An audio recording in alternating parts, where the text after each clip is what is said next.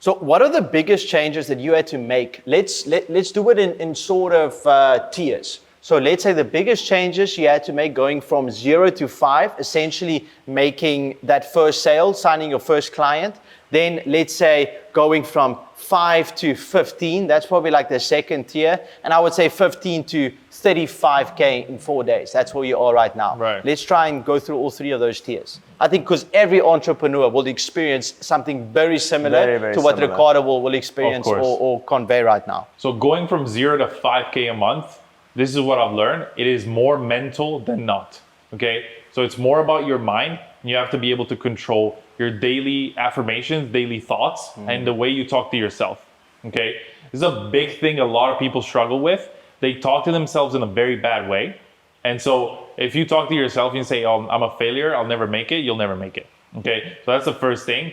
And then when you sign your first client and you break that paradigm, then at that point, I would say the biggest lesson I've learned going from $5,000 to $15,000 a month is refining the skills, okay? Refining the skills meaning you gotta get good at sales, you gotta get good at communication, you gotta get good at emails, texts, content, videos, all these things, because if you're not, people will not listen to what you have to say.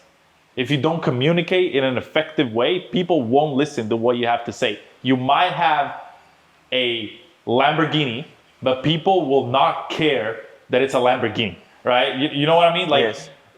You could have like, hey, I'm giving you a Lamborghini for $500. They'd be like, well, who doesn't want to buy a Lamborghini for $500? But if you don't have the right communication, people will not perceive that you have a Lamborghini. People will perceive like as if you're trying to, I don't know, scam them, for example, right? So you got to be able to communicate clearly. And that's why I love languages so much. And I speak 5 languages because I want to be able to communicate. I hate when there's a barrier and I'm not able to communicate with someone. So that's the biggest thing I've learned going from 5 to 15,000. And you can hit 15,000, 30,000 by yourself. The biggest thing though, going from 15,000 to 30, $35,000 a month, or if you want to make 60, 70, $80,000 a month is... So if you enjoy this conversation and you relate with the health and wealth aspect, and you know both of these are very important when it comes to scaling a business or just as an entrepreneur in general, top link in the description if you want a more personalized approach, to scaling your business or in the health aspect as well. And also in the description is access to our free community where we've got 20 hours of content that you can just consume. 100%. If you enjoy this conversation, share it to a friend. Maybe think about subscribing, put the notifications on. It helps this channel a lot. And by doing so, we can get some more interesting guests like this. So let's get back to the video. Hiring, systems, and making sure that you're leading your team in a way where they wake up in the morning and they know the actions they have to take and they know the directions that they're going towards. Okay, so those are the most important things. And with hiring and with systems, I mean, if you're still there, reminding your clients about the call you'll have in an hour, that's not a high leverage activity. What you should be doing before a sales call is preparing yourself and ideally maybe, I don't know, recording some content or reading a book, right? Just like Andrew suggests, right? So those are the biggest things. And once you outsource those things as well, for me right now, I outsource sales. So for me right now, it's about creating more content, making sure that my voice and my message and my mission with my company, which is helping as many real estate agents as possible to scale and helping as many possible agency owners at the moment learn from me and don't repeat the mistakes I made. It's communicating that message, conveying that message, right? And then communicating it to as many people as possible. So now that I outsourced getting the people in, getting the real estate agents and the leads in and the outreach, and I outsourced the sales and service delivery I'm about to outsource. Once all of those things are taken care of, my highest leverage activities will be refining advertising because people need to be reminded more than they need to be taught, right? So real estate agents know what they have to do. They just need to be reminded, just like agency owners. They know they have to do 150 cold calls at the beginning. But guess what? They'll wake up and they won't do them because they're scared. They're doing like the logos, the website. And that's analysis paralysis, right? Because they'll think, let me refine my logo today. Productive unproductivity, bro. Productive unproductivity. Let me refine my, like Iman Ghazi said he made, I think it was $20,000, $25,000 a month without a website. Yeah. No website. But it's like always like in the beginning of building a business, like you want to do everything that's productive except The work. jumping Except except jumping on calls, you know? Yeah. And it's like before you even, because a lot of people say, oh, wait, do you have a website, like a logo, do you have your taxes in place, a bank account, all the fucking bullshit. It's like, bro, just get a client first, you know, get cash Exactly. flow. I actually That's what learned I'm this saying. from Andrew Tate, bro. It's like, he said, before you start fucking doing the website and getting the name and the tax and bank, just first get money in, bro. If you can get money in, even then you can start focusing on service delivery. You know, it's like get first money in. get the money in. And then, okay, and so the last tier, did we touch on that? Is like going from 15K to 35, where you are right now. What was the last thing, or was that what you just spoke about?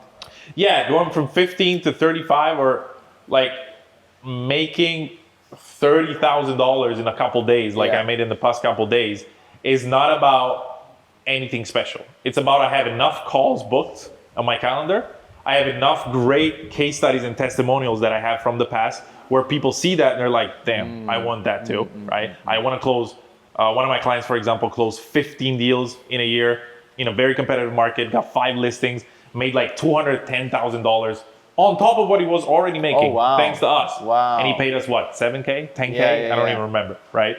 So people see that. So if you have great testimonials, sales calls are booked on the calendar, that's pretty much all you need, right? You just, even if you're closing at a 20% and you're not a great salesman, you'll take 10 calls in a day, close 2. 2 clients are what, 10K, 15K? That's how you make money. There you go.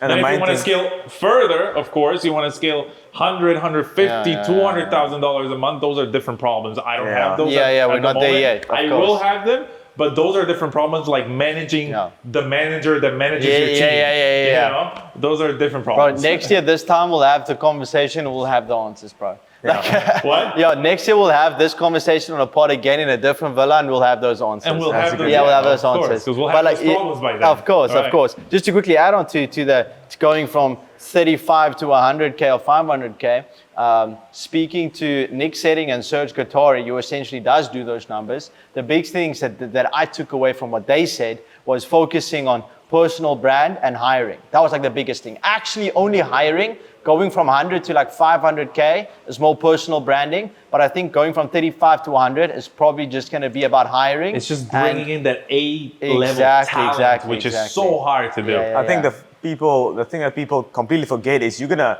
from 100K to like 500, you need to change your business model. You're not gonna do it. You're not doing an agency to 100K. You're gonna do a done with you / do it yourself service, which is essentially a program coaching. That's what you need to do because it's higher leverage. Like you need to get the highest leverage thing, and that's obviously content and software. And the software is your coaching and your program, and content, which is your personal branding. Those two, you can make like $1 million a month. Yeah, because for example, right now we build out the funnels, we build out the website. Done for you. We do the advertising, we set up the campaigns for real estate agents.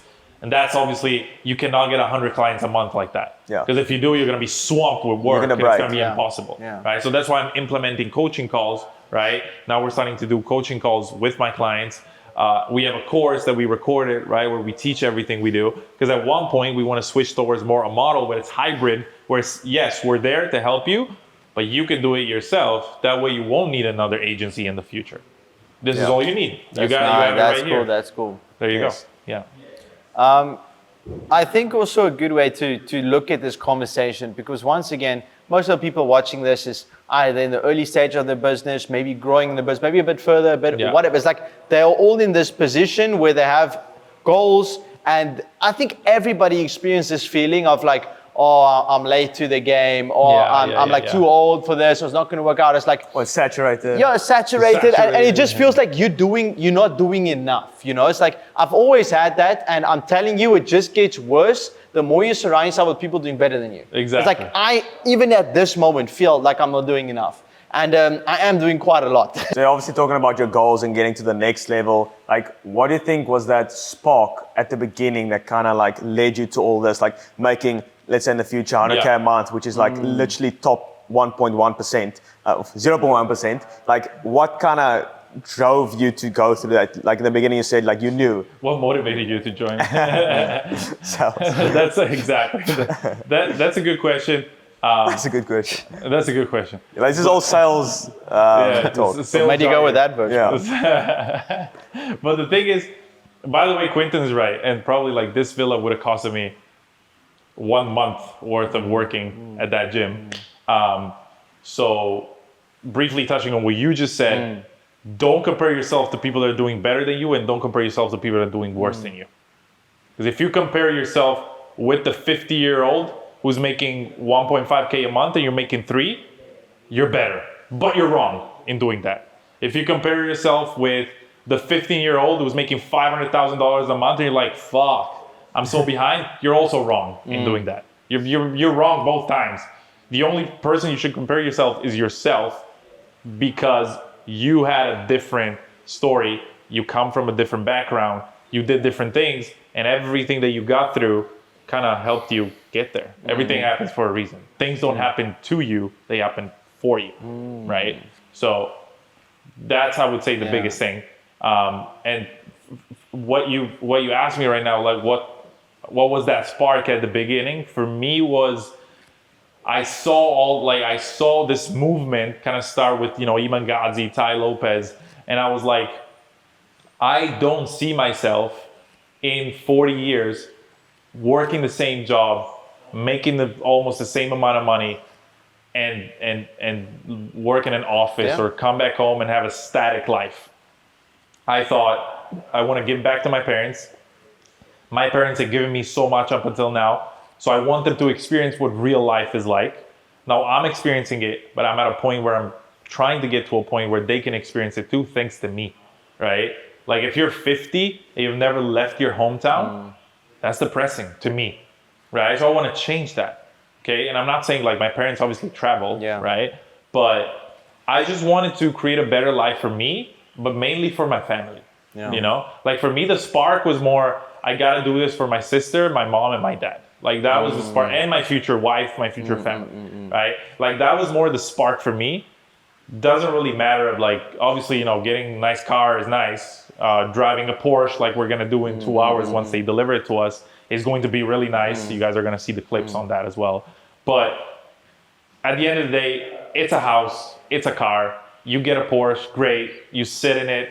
In the first couple hours, you're excited. After 2-3 days, you're like, whatever, it's just my car. After 2-3 days in this house, when we first came here, we're like, oh, great. After, it's been a couple days now, we're like, well, it's a nice house. It's a house though, right? Like it's whatever, right? But the experiences you can have with money, the smiles on people's faces you can put with money, that's not something, without money, you cannot do that. Like a lot of people say, money doesn't buy happiness, but I think you're just not using it correctly. Like if you give away money, you are bringing a lot of happiness. Like I'm telling you right now. But I also think like looking at the question Andrew asked to Riccardo, if I had to answer that question, it's also like Andrew and I spoke about this on our way here. It's like life is this big adventure. At least it can be if you're willing to, pursue that.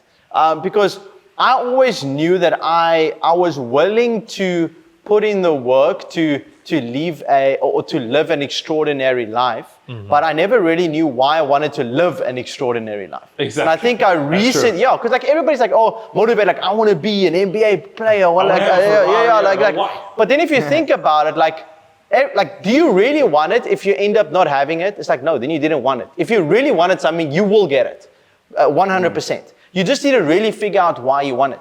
And I think for me, just the past year experiencing what I had experienced with Andrew, it's like